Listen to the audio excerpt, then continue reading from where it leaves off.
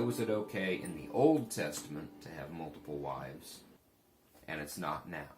Okay?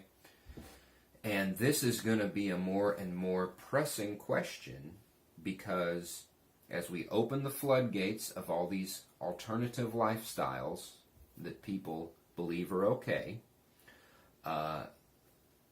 this is probably the next one. Polygamy is probably the next one. We already have reality shows on TV trying to warm us up and get us to be accepting of it. Once you open the floodgates, how can you ever say anything is unacceptable?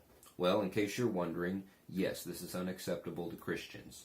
And this becomes kind of a difficult question in countries, because not everywhere is like America. There are plenty of places in Africa and other places throughout the world where polygamy is normal outside the church, and we want people to get saved from being outside the church and into the church and being Christians. But what if they are already married to multiple women?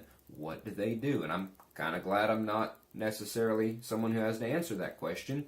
And the problem is that these women often have nowhere else to go, and so that sending them away is not necessarily the Christian thing to do. But God, in the beginning, created one man and one woman. And anytime Jesus got a question about marriage, he always referred back to Genesis. God made one man and one woman in the Garden of Eden, and they became one flesh. What God has joined together, let no man separate. Anyways, none of the patriarchs get struck by lightning from God for having multiple wives, I believe, because they take care of their wives. It's better than the alternative of having this woman on the street, and thank God we have far better alternatives today. Today a woman can work, a woman can support herself, a woman can do all of these things.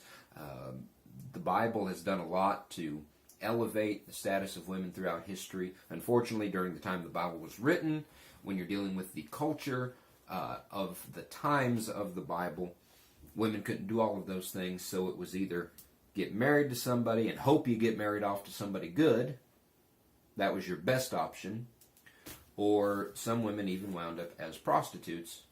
You might say that none of the patriarchs ever get struck by lightning for having more than one wife, but there is no example of polygamy in the Bible that leads to joy and happiness. There is always an example of how the wives are competing with each other, and that definitely happens with Jacob's wives.